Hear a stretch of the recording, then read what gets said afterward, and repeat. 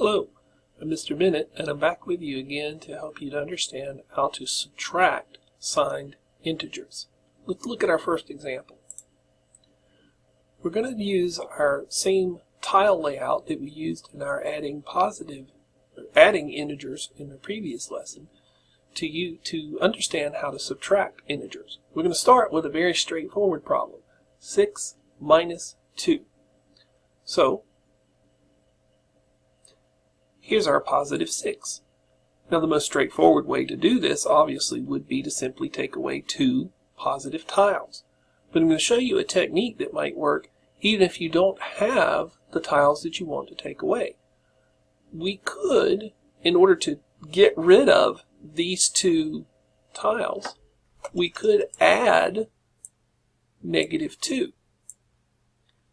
And we actually get the expression 6 plus -2, and then these would cancel out the 2 tiles that we wanted taken away, and we get 4 positive tiles, or plus 4.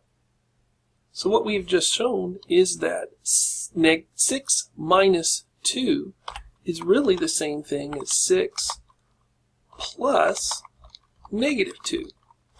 In either case, we got 4.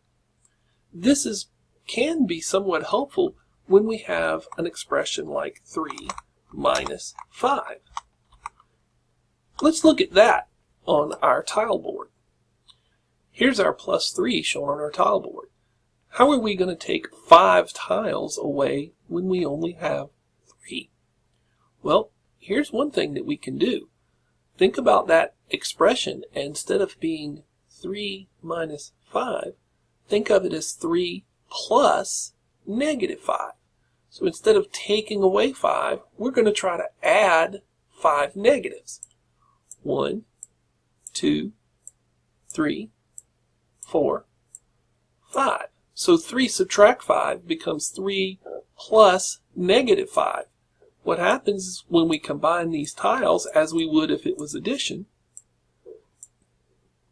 is we get -2. So 3 minus 5 is the same as 3 plus -5. And if you think back to our rules of addition, remember that if you add 2 numbers with opposite signs, you actually take the difference of their absolute values, which is 5 minus 3. That leaves us 2. And then because 5 had the larger absolute value, our answer is going to be -2. This same process can work for any type of problem where you need to subtract integers. Let's look at the problem -4 minus 2. Now really what we're going to lay out on our integer board is -4, subtraction to plus, and we're going to add -2 tiles. So let's see what that would look like. So here's our -4. Now really we can't take away 2 because we don't have 2 positive tiles to get rid of. So this is why we need to think of this as -4 plus -2. Because while I can't take away 2 positive tiles, I can add 2 negative tiles to get -6. So -4 minus 2 is the same thing as -4 plus -2, which does give me, by the rules of addition, same signs, find their sum, that's 6, and the larger absolute value is on the -4, so it's a -6. So -4 minus 2 is -6. Let's do a similar problem. Let's start with a positive integer, positive 6, and we're going to subtract a -3.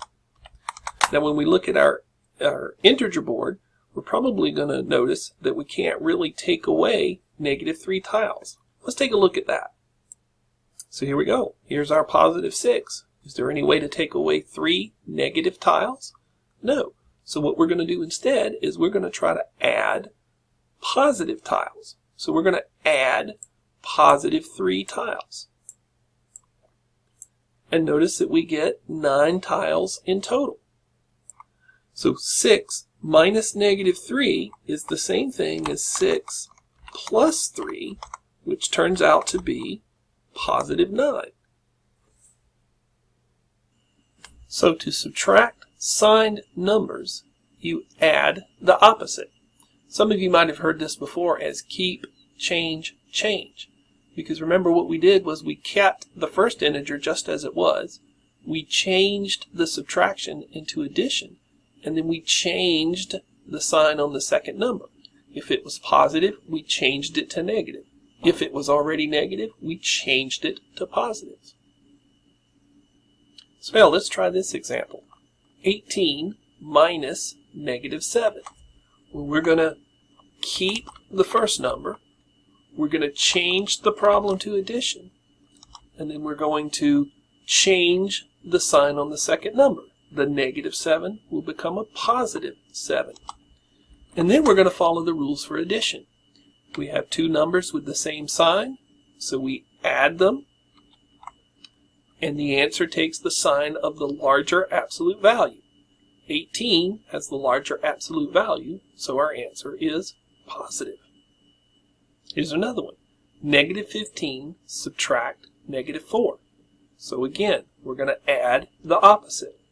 So this equals keep the negative 15, change the subtraction to addition, and change the negative 4 to a positive 4. Now we're going to follow the rules for addition. We have different signs, so we find the difference of the two numbers. 15 and 4 have a difference of 11. Now, we need to figure out which sign. The negative 15 has the larger absolute value, so our answer will also be negative. Here's another example. 25 subtract 18.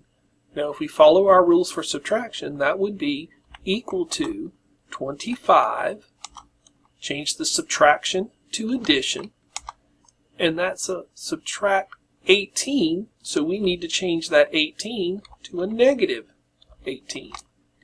And then we follow the rules for addition. Well, we need to find the difference between 25 and 18. Well, that's 7. And then since the 25 has a larger absolute value, it would be a positive 7. Now you may recognize from this that that's just basically the same thing as 25 subtract 18. And when the two numbers that you're subtracting are both positive, it's often easier to just go ahead and do it the way you're used to doing it, and do 25 minus 18. You'll eventually be doing that anyway. But as you can see, we could also do it by following the rules for keep, change, change. Here's another example. 34 minus 54. Now again, we do keep, change, change. We get 34. Subtraction becomes addition. That's a positive 54, so we make it a negative 54. And now again, we have two numbers with different signs, so we find the difference. The difference of 54 and 34 is 20. And since negative 54 has the larger absolute value, our answer is negative 20. Now again, notice that you basically ended up subtracting 54 and 34. So subtraction, again, with two positive numbers is basically the old subtraction that we're used to. In this case, we get a negative answer because we took a larger number away from a smaller number. So we didn't necessarily have to use keep, change, change in this case, but it did perhaps make the problem a little easier for some. Our last example is negative 72 minus 8. Now, because you've got a positive and a negative integer in this subtraction, it may be a little hard to figure out whether you should do a sum or a difference. Since there's a negative number involved in this subtraction, it's probably best for you to apply the keep, change, change rule. So we're going to keep the negative 72. We're going to change the subtraction to addition.